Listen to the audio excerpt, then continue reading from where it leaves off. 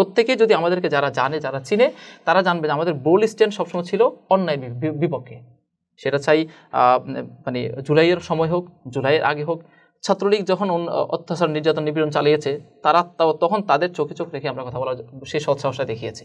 সুতরাং সেই জায়গা থেকে আমরা বিশ্বাস করি যে আমাদের যেহেতু পিছনে কোনো কালিমা নেই, এবং আমাদের সেই পিছনের যে আন্দোলন সংগ্রামের যেই সততা এবং নিষ্ঠার যেই ধারাবাহিক কার্যক্রম, এটার উপর ভিত্তি করে আমরা বলতে পারি যে আমাদের আগামীতে যদি আমরা বিজিত হতে পারি, আমরা তাদের পক্ষে কথা বলবো। সেই বিশ্বাস এবং সেই আস্থার জায়গা থেকে আমরা বলতে পারি যে তারা আমাদেরকে মানে পছন্দ করবে, আমাদেরকে বিজিত করবে। আপনারা কি ইশতেহার তৈরি করেছেন?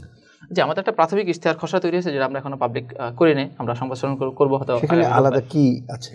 আলাদা যুগোপযোগী এবং শিক্ষার্থী বান্ধব ফোর্থ মানে আয়ার, যেটা অর্থাৎ ইন্ডাস্ট্রিয়াল রেভলিউশনের জন্য মানে ওইরকম একটা মানে প্রস্তুতি স্বরূপ আমরা একাডেমিক এক্সিলেন্স তৈরি করার প্রস্তাবনা রেডি করে রেখেছি আমরা ক্যাম্পাসে।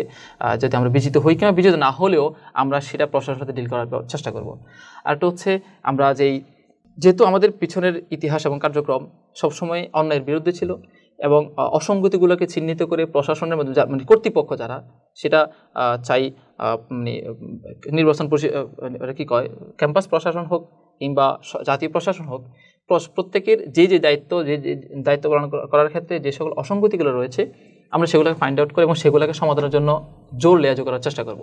এবং মানে জোর চেষ্টা বলতে ডাকসুর প্রতিনিধির যতটুকু ক্ষমতা এবং যতটুকু তাদের দায়িত্ব, সেটাকে আমরা পালন করার জন্য সর্বাত্মক প্রচেষ্টা চালাবো। এরপরে হচ্ছে মানে এখানে সবচেয়ে গুরুত্বপূর্ণ কথা, দেখুন আপনাদের কাছে কিন্তু একটা প্রত্যাশা মানুষের, আপনাদের ইশতেহার কিন্তু একটু ভিন্ন হবে। আপনাদের যেগুলো ন্যাচারালি অন্য সংগঠনগুলো থাকে না। মানে আমি আপনাকে কি বোঝাতে চাচ্ছি আপনি সেটি বুঝতে পেরেছেন। আমরা এখানে আসলে আপনারা যেহেতু ইসলাম পন্থা অবলম্বন করেন, ওই জাতীয় আপনাদের মানে মেইন পয়েন্টগুলো কি ইশতেহার থাকতে পারে? দেখেন এখানে আমি কয়েকটা পয়েন্ট বলি, যেটা হচ্ছে নারী শিক্ষার্থীদের জন্য। এখানে কয়েকটা পয়েন্ট, সেটা হচ্ছে মানে দেখেন নারী শিক্ষার্থীরা নির্যাতনের শিকার হচ্ছে, কিংবা হলে ছাত্র যারা শিক্ষার্থী তারা বিভিন্ন ধরনের অধিকারহীনতার মানে বঞ্চিত হচ্ছে। তো এদের সমস্যাগুলোর আমরা মূল জায়গাটা হাত দিতে চাই। সেটা হচ্ছে দায়িত্বশীল কারা, দায়িত্বশীলরা যদি তাদের দায়িত্বগুলো পালন করে, দেখবেন প্রশাসনের যে দায়িত্ব আবাসন সিস্টেমগুলোকে সুন্দরভাবে কী করা, বন্টন করা, সেটা যখন তার দায়িত্ব পালনে ব্যর্থ হয়, সে যখন তার দায়িত্ব পালনে অনীহা প্রকাশ করে, তখন ছাত্র সংগঠনগুলো বা রাজনৈতিক দলগুলো সেখানে সেই জায়গাটা ফিল আপ করার জন্য এগিয়ে আসে।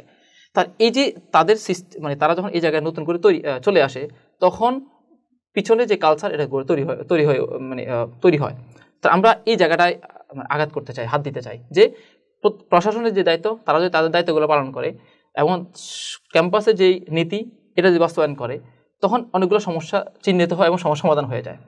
এরপর হচ্ছে নিরাপত্তার কথা বলছেন, আমরা নিরাপত্তার কথা বলে একটা প্রক্টোরিয়াল টিম তার ফুল বডি নিয়ে যদি সবসময় অ্যাক্টিভ থাকে, এবং কে বের হচ্ছে, কে প্রবেশ করছে, এগুলো যদি সবসময় মনিটরিং করা হয়, মানে সবসময় যে ট্রাফিক যে মানে মোবাইল টিম যদি তার কার্যক্রমগুলোকে সবসময় যদি নজরদারিতে রাখে, তখন ক্যাম্পাসে বহিরাগত কিংবা মানে বিশেষ যেগুলো অপ্রত্যাশিত ঘটনাগুলো ঘটে যায়, এগুলোর পরিমাণ কমে যাবে।